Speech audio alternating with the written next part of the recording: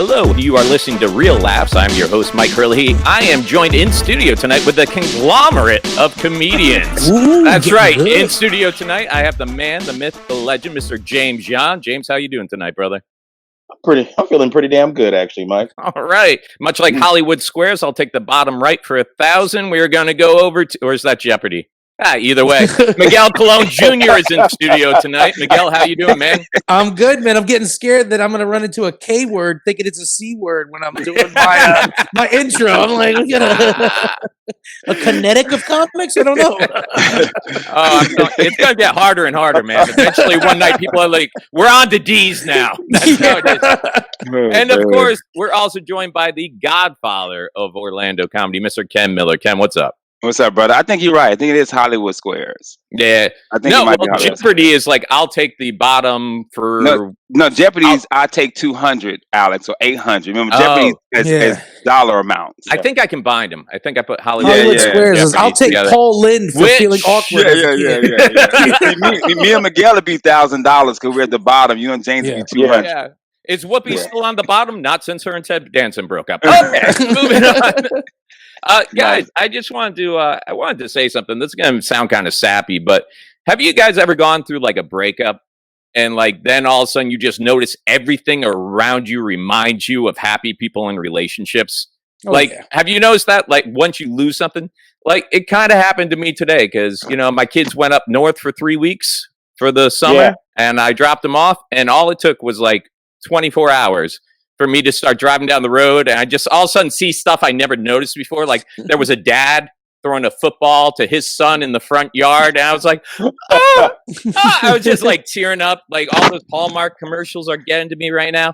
And it's like people are like, "Oh, do you play football with your son?" I'm like, "No, we've never thrown a football." And they're like, "Oh, you should teach him how to throw a football." I'm like, "Well, someone would have to teach me first because I'm not a sports guy per se." But no, man, it's one of those things. Like I just miss them so much already. You forget, especially I think I've done this every summer where they take off and leave me for 3 weeks. And I've been fine with that because I always had gigs booked or I had some stuff to go do or I had friends to hang out with. But man, losing the kids, not having them around during lockdown type situation, it's just me in the house. It was so bad. I was looking forward to signing on and seeing you guys tonight. Like, like I signed on at like 6:30, hoping you guys were here early. Like, bro, Mike, you are a really good parent, man. Let me tell you why you're a good parent. The fact that you feel kind of bad that your kids are not there with you and you miss them. Because every other parent that's listening to this, they think you're an idiot. They're like, what the hell are you talking about? I wish somebody come take my kids away for 3 weeks. Man, and I'm at home by myself. I'm even kind of missing the one I don't like. That's how bad it's gotten lately. But, you know, here's something that I didn't know was going on. I didn't know this was an issue. Did you see that there's a national change shortage going on right now? Yeah. I went to Wendy's today. There was a sign at the drive-thru saying, due to the national change shortage, we're only accepting debit and credit cards or exact change. Did we build too many fountains? People wasted them all wishing COVID would end. Is that what happened? Ken, bro, when did you notice this?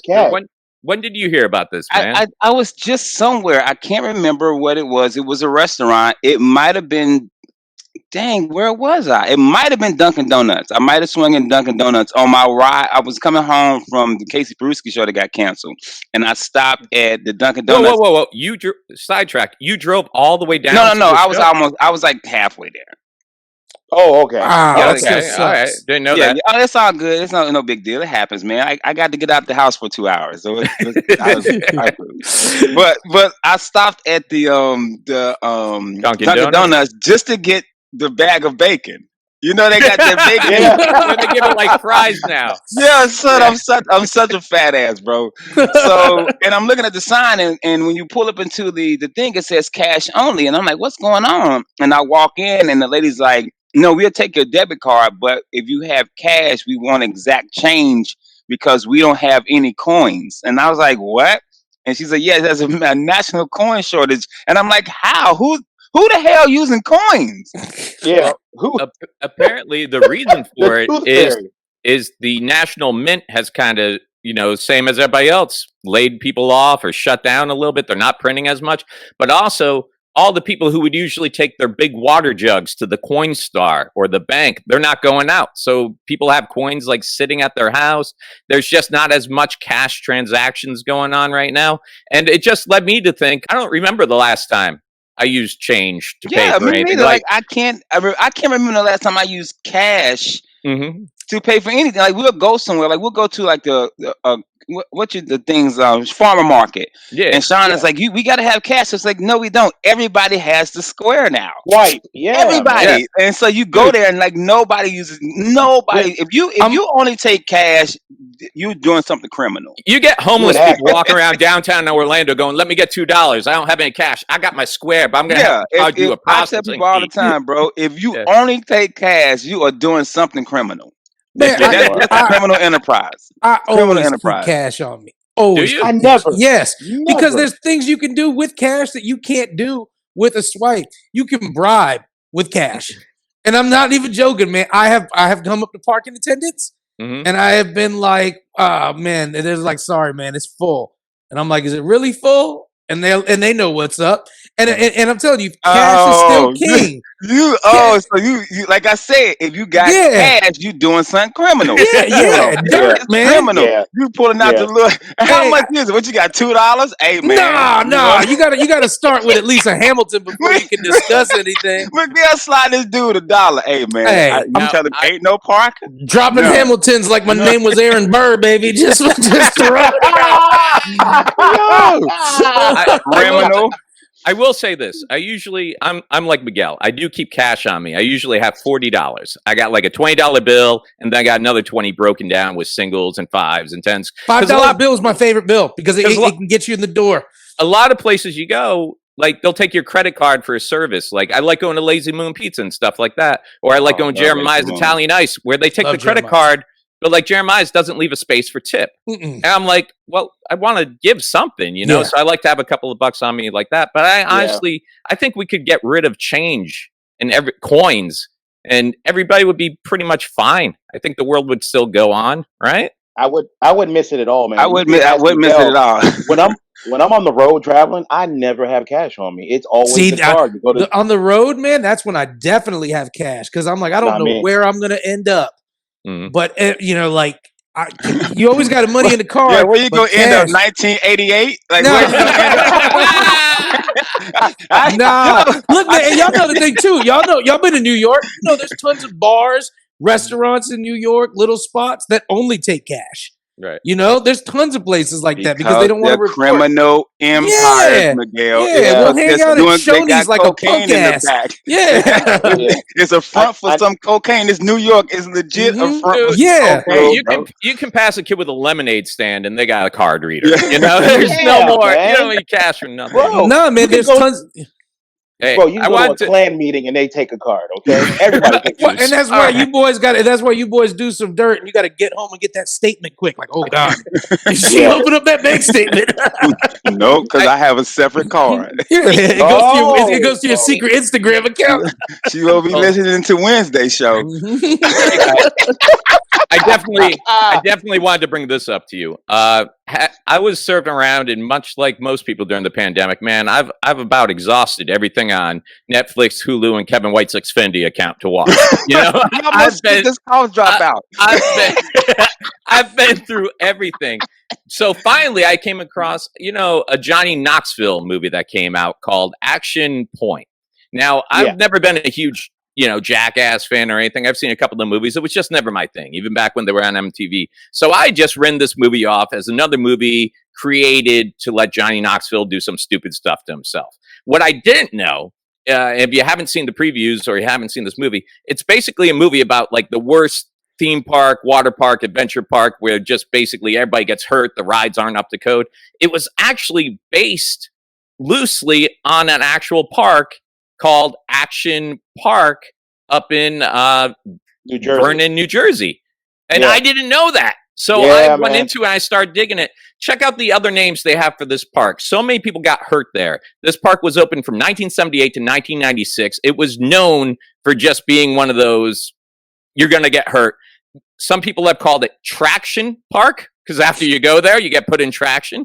Some people have called it Accident Park And most commonly, people call it Class Action Park, which there's a documentary coming to HBO based on this park. And I'd never heard of it. Some of the stuff that goes on there. Now, James, you said you had actually done some reading on this park?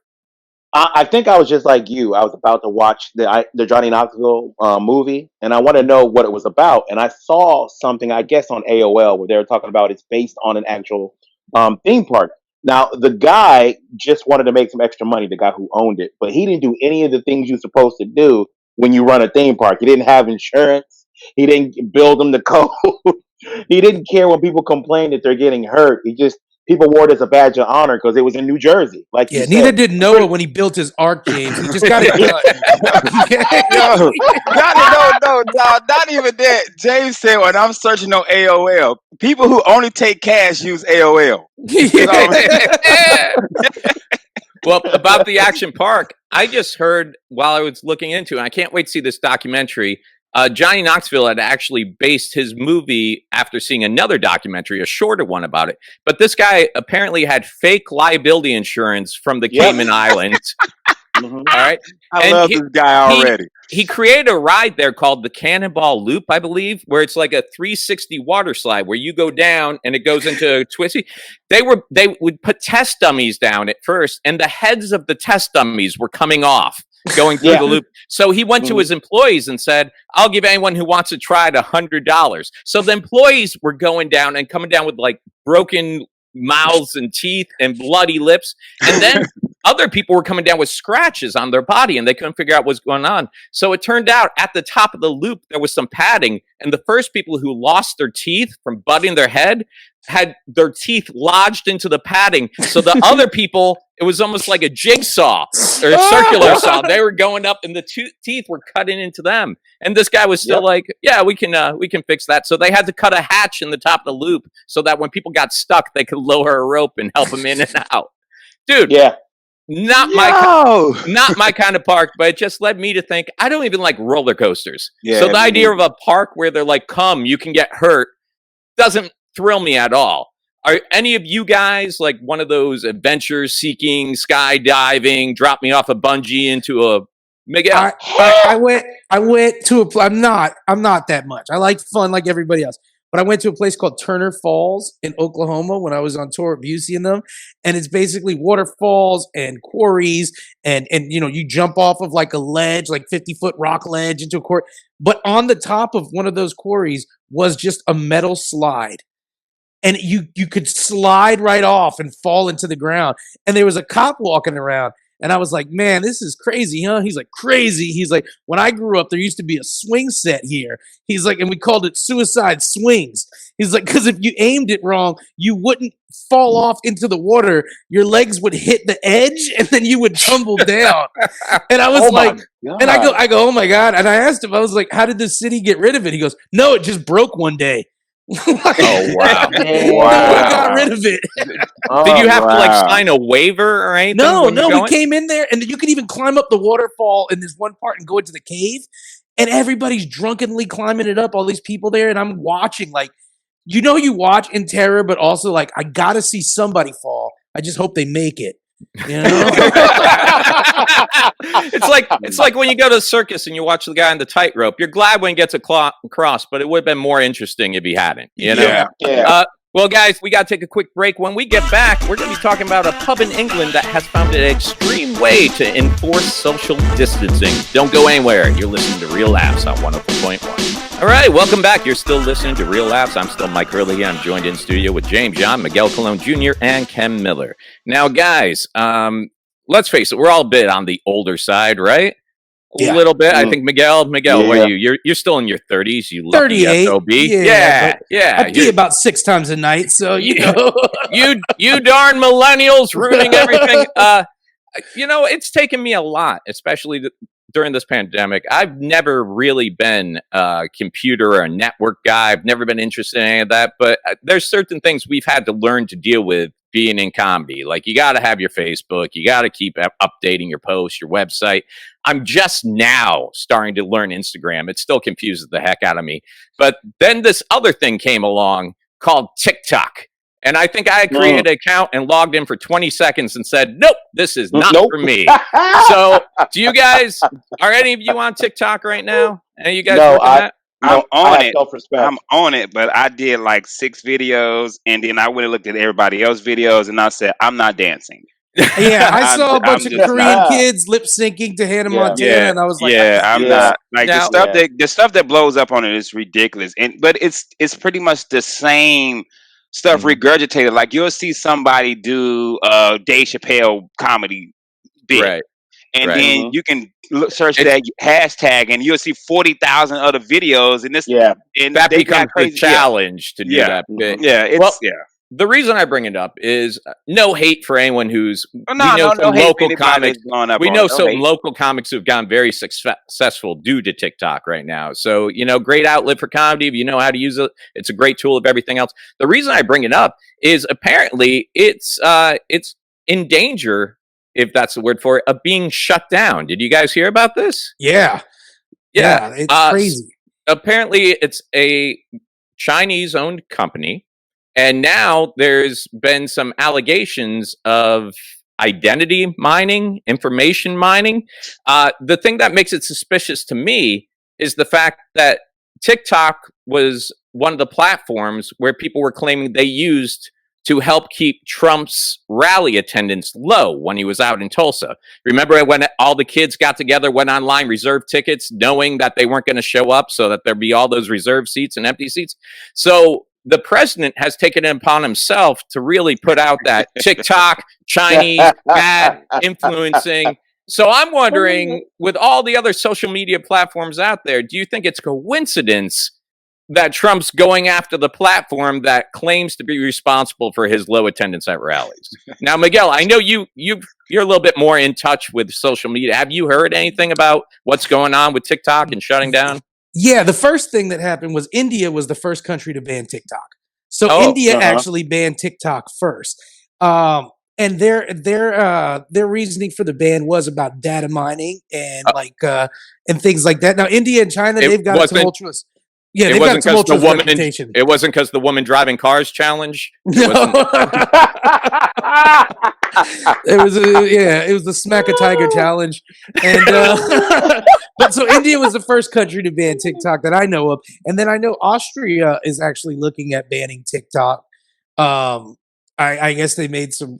I guess Austria's claim is the same thing as the U.S. and India, that there's a lot of data mining, and since it's a Chinese-owned site.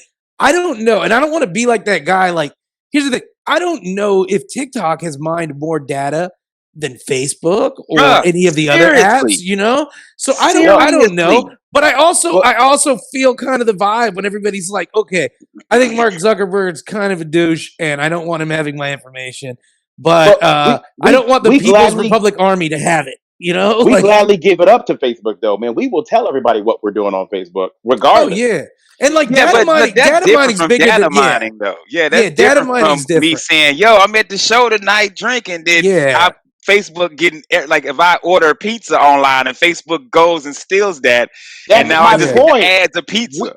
We post everything what we're doing minute by minute anyway. But that's the purpose of Facebook. Yeah, the difference is minute by minute. You post it, but you didn't post. I used my Chase bank account. Goddamn boomer. That's what I love. I love when people are like, I don't want the government tracking me. I'm like, but you posted this from the Orlando airport because you checked in and there's a picture of you. Forget that. You opened your phone either with your face scan or your fingerprint. Or your Which fingerprint. one was it? Yeah. I got one that you put your junk on it and it reads it. Like this, B. Oh man. It's like it must be very cold, Miguel. I'm like, it's regular temperature. It's regular temperature. Yeah. That's a funny thing though, Mike, that people say all the time though. They're like, I want to be off the grid. I mean, off the grid to me is like is some dude who's living in West Virginia mining his Unabomber. own. Yeah. Unabomber. That's off the grid, bro. I don't want off the grid, man. I want the grid. The grid is tight. Yeah. Like the grid has AC and Disney Plus and Uber Eats. If I'm reading about you wanting to be off the grid, guess what? You're on the grid. On the grid. No, that's all the people that are like, they're like, oh, the government, they're trying to play us. They're putting us in position for population control with masks. I'm like, masks? Bro, I have facial recognition software on my TV.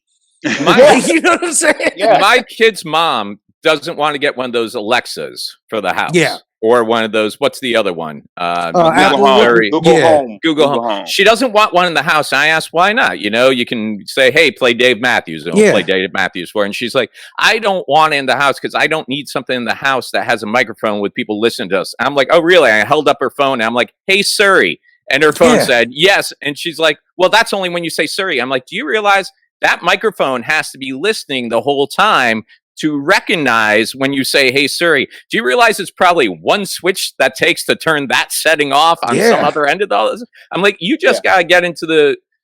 Remember that scene in Batman where he turns on all the phones so he can find... Yeah, I just believe that's already there. I leave my phone. I leave my phone around when I'm like dating a girl, just so that like it'll bring up things that she likes, so that I can remember to buy her stuff. You know, I just leave it there, and I'm like, ooh, blackmen.com. I'm one of the rare guys that I don't even care if you data mine or if you got my stuff. I'm not doing anything illegal. I'm not doing anything illegal. You worked in the White House. You came out of there knowing like, oh, there's nothing we can do. Yeah, like people who are like, I don't want them to have my this and that, unless you're doing something super wrong. What is it that you're trying to hide so much from your life? Okay, we get it. You're on Pornhub 4 hours a day. We probably already know that. Yeah, and just looking at you, we could probably tell. Dude, you said 4 hours. Somebody just said, hold my beer. Okay. 4 hours.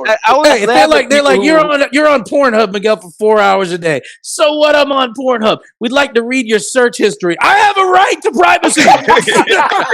How dare you?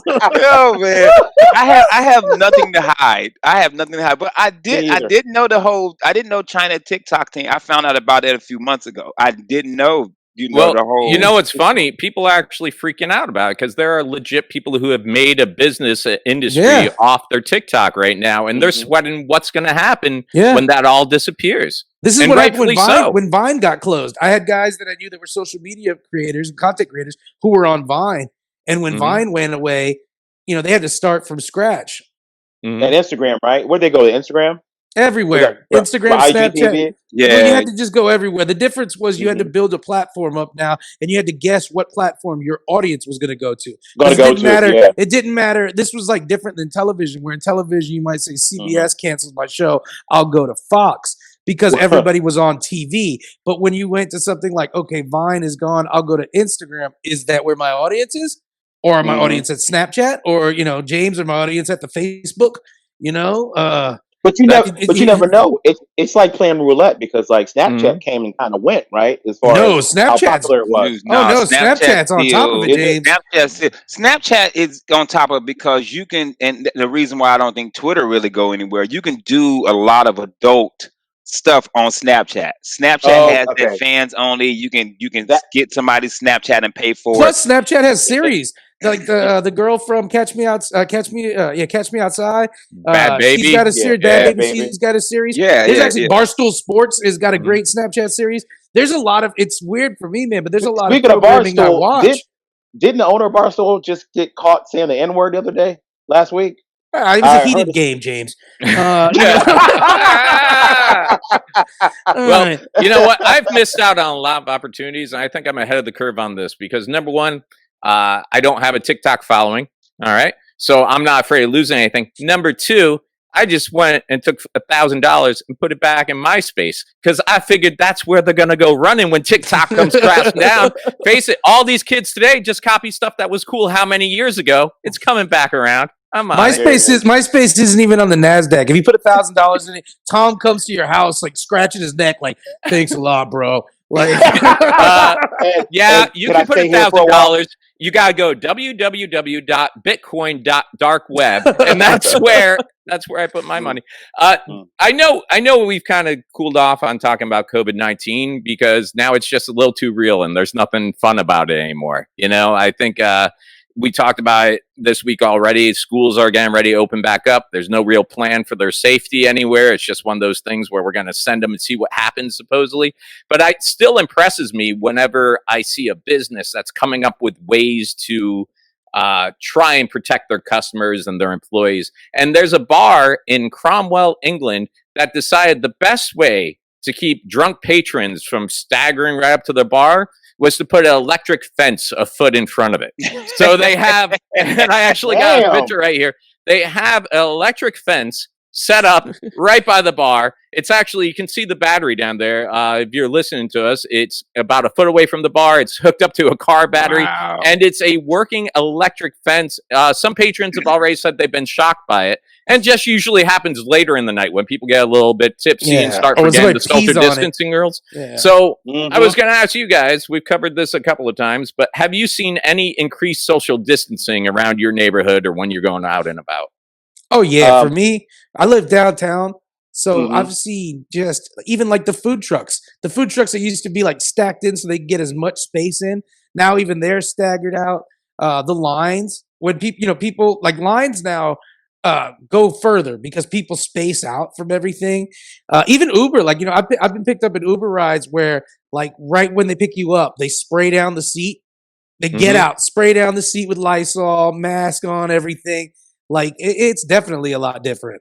I've seen it the other way, Miguel. Disney just opened back up, and they were showing pictures from people waiting in line. Brother, they are on top of each other. It's Disney, lines. yeah. It's So people are just like, well, I'm on vacation, might as well get this COVID. Come on, let's get on the line. Hey, I did worse on spring break, bro. That's the good old days when people just were afraid to get the hurt. Yeah. How about you, Ken? You making it out? You seeing anybody social distancing properly? Are you seeing anything? Yeah, everywhere I go, it's proper. It's every now and then, like, if I go to like a Walgreens, it's some old lady who's like right on me, but they just because they don't pay attention to the signs, they don't care, and you have to turn around. But I'm super polite about it. I'm like, hey, ma'am, you got to stand on the little circle. And they old. I ain't see the circle, baby. You know what I'm saying? So I'll tell you like I told Harry Truman. Shut the F up. I took the kids to the Sanford airport the other morning, and everybody was in there wearing a mask, but there was one guy going up the escalator, and he didn't have his mask on. And man, when I tell you, like the 40 people who were in that area, we all turned and just like stink-eyed that guy. Yeah. And I think he felt it, but he was not wearing it to just. I don't know why people don't wear it. I'm gonna make someone come up and tell me to put a mask on. Yeah. I tell you what I hate, and everybody here's probably done this. You get out the car, walk up to the front, and then you're like, "Oh, damn, my mask." And gotta go back to the car. Yeah, man. I drove all the way to Gringos Locos on Michigan at 2 a.m. the other morning to get myself a burrito and realized I had left my mask at home. And I was like, I drove back to get it. But like I was this close to being that person who took their underwear off and tied it around their face to go in because I'm gotta go long shirt like this, breathing your chest hairs in. Well, guys, hey, we gotta take a break. Do not go anywhere. When we get back, we're gonna talk about how far you would go for love. Would you commit a crime for the person that you care about? Stay tuned right here on Real Laughs. Hey, everybody, welcome back. You're listening to Real Laughs. I'm Mike Burley, joined in studio by James John, Ken Miller, and Miguel Jr. Now, guys, I know we don't talk about stand-up as much anymore, but this story came across to me as just really weird and out there and kind of creative. In San Diego, they went ahead and had to move back and lock things down again. All right, they had to close down bars and restaurants. Well, one comedy club out there called the American Comedy Club Company got a little frustrated at the fact that you're open, you're closed, you're open, you're closed. And they hated the fact that they put a ban on events and gatherings at the height of protesters gathering. Their whole viewpoint is, how come hundreds of people can gather in the street and that's fine, but we can't have 100 people in here to watch a comedy show? So they've kind of skirted around the closing, and they've changed their comedy club to a protest club. So what they're doing now is they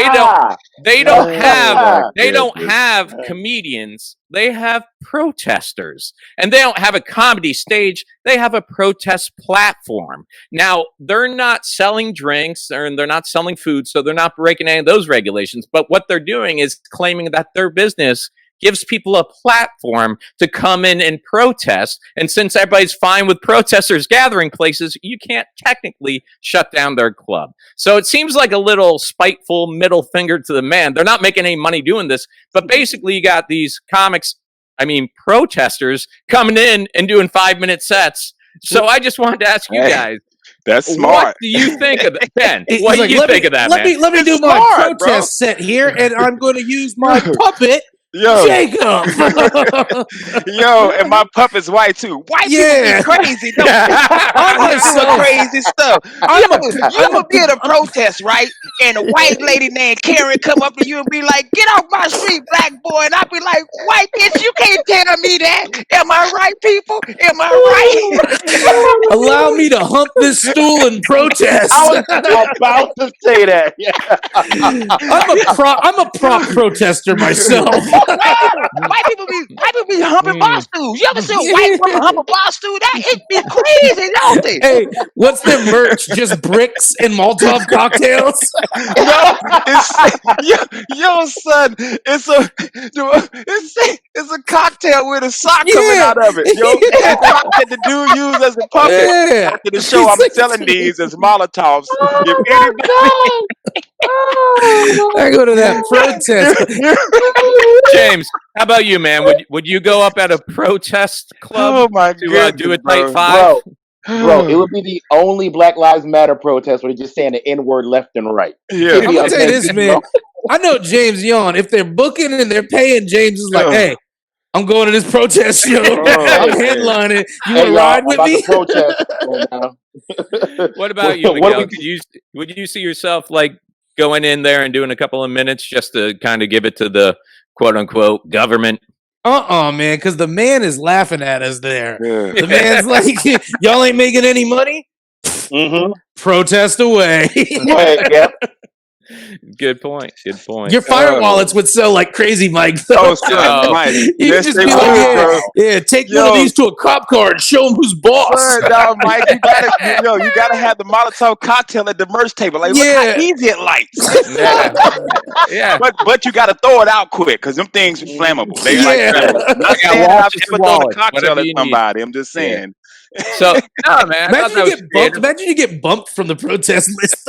Oh my You're like, God! You got your ski mask on, brick in your hand. They're like, "Sorry, Wally. Conan just walked in and wants to do 5." So if you get bumped from the protest list, you can always protest it. Yeah, that's just how it goes. What's funny is the guy said, "We're not going to do this forever. Next week we're going to be at church." So he decided next week they're changed because churches are still allowed to be open in San Diego. Yeah. So next week they're like calling themselves the Church of the Reverable Chuckle Hut or something like that. Where you I'd do that. I'd come in handling snakes. I got 2 rattlesnakes here. Who's a believer? And it bites me. I'm not a believer. It's funny what things people will do for comedy, but it's even funnier what you'll do for someone you love. Now, I've always considered myself that when I love someone, I'm in it. I'm your ride and die. You can count on me for anything. I'm not going to let anything bad happen to you. But then I read this story and I realized I have a line. I have something I won't go do. There was a couple in Arkansas, and the boyfriend got arrested for outstanding warrant in Ventura, California. Now, my first question is, how big was the goat? Well, hear me out. He had an outstanding warrant in Ventura, California. He got arrested in Arkansas. Now, the Arkansas police department where he got arrested, they called up California and said, "What would you like to do with this guy?" And they're like, "Well, please bring him back, send him back our way for trial." Now, if you've had anyone who's a family member or a friend, what they do, it's not like the movie The Fugitive where they send out a nice plane. You had to do something major. What happens, there's a bus continuously driving around the country. They pick up people in one state, and if you got picked up here, guess what? We're doing that way. You're on the bus for 3 more days till we get you back to the state you need to be. So he was in jail waiting to get shipped out to Ventura when the police department got a phone call from a sheriff's office in Ventura, California. And what they said was, due to the overcrowded jails and everything going on right now, we can't accept any low priority prisoners for trial. So what we need you to do is just go ahead and release him. And they said, well, we didn't get any paperwork on that. And the officer said, I'll fax that right over. So they get the fax, they get the paperwork. 2 days later, a sheriff from the Ventura Police Department out in California shows up looking for the prisoner. They're like, well, we already released him. They're like, we never sent you anything. Turns out his girlfriend had called. His girlfriend had forged official looking paperwork, and his girlfriend went and got him released, and no one batted an eye. No, Mike. His soulmate did that. Yeah. Okay. Yeah. His ride or die soulmate did that. Now, how did he pull that off though? Like how did she show up to the precinct and look like an actual police officer? Well, I think she only did it. I think she only did it over the phone. True. And I think it was more along the lines of just release him because we're not coming to get him. And since he only had the warrant in California and the crime he had been arrested for in Arkansas was one of those release on own reconnaissance, whatever, they just let him go. Now, the couple did get picked up like a month later. They were found in Arkansas. And she is now facing 15 years for forgery and impersonating an officer of the law.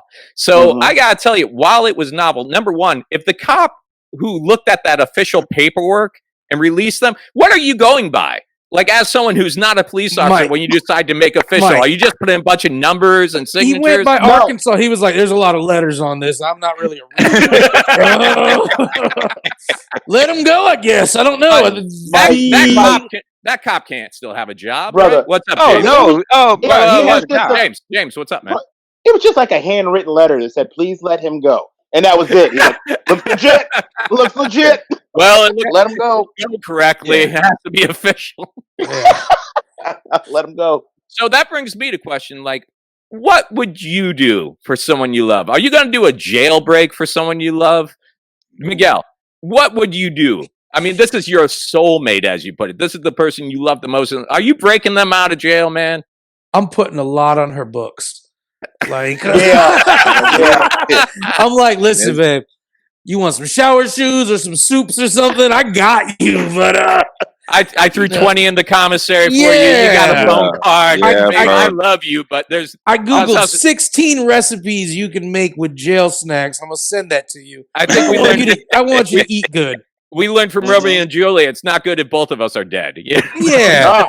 I got stuff to do over here. I just started TikTok, so, Now, James, I know you love your wife. But Michelle gets locked up for some stupid stuff, and she's going away for a time. What are you doing to get her out? First off, I want my baby to be happy no matter where she's at. So I'm going to tell her, you do you, boo. You can be gay for the stay. You take care of your emotions. You're giving her the Jada Pinkett pass. Like, man. Yeah, man. And James is like, and for solidarity, I'll go gay too.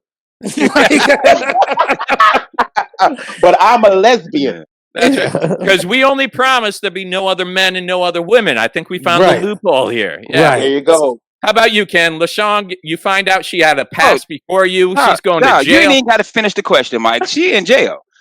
Hey, man, I'm not. You like, LaShawn, that's where criminals go. Excuse me. You get. That's what you get. You shouldn't have been doing bad stuff. That's what you get.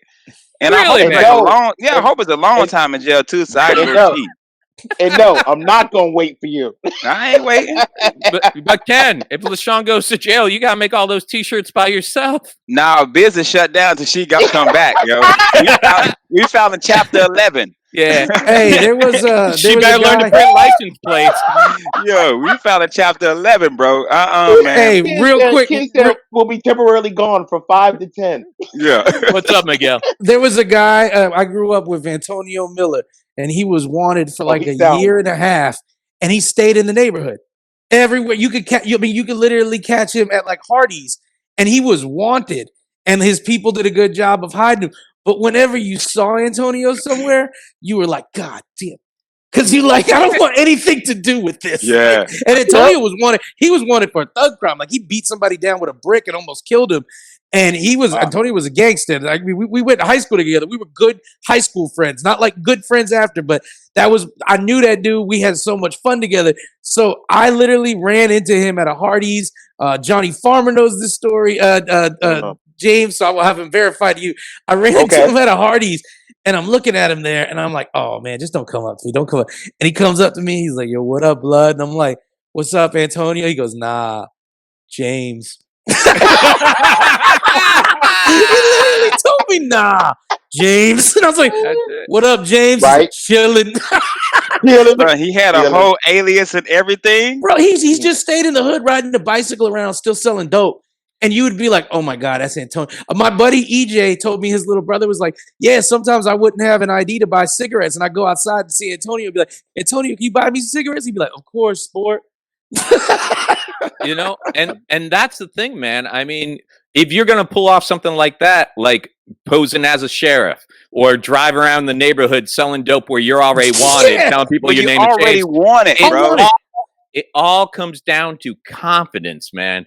Confidence. That's why they're called con men. Me and my buddy, we snuck backstage a couple of times to meet comics before we were comics, just because we acted like we met Don Rickles and Tommy Lasorda because we just hopped up on stage at the King Center after the show. We were dressed nicely and we just had green room back here, and the stagehands were like, yeah, they're not going to mess with you. You're dressed nice. Yeah. They think you make more than them. They point you on the way. We walked right into the green room. We got backstage and met Kiss down at Coral Sky in West Palm Beach because I typed up this fake radio station heading paper saying we were contest winners. Showed it to one security guy. He's like, okay, let me walk you back. We got back there and they're like, there's no, you guys didn't win, but it was too late. We had met Kiss. That's cool. Confidence sells everything, man. You can get away with so much.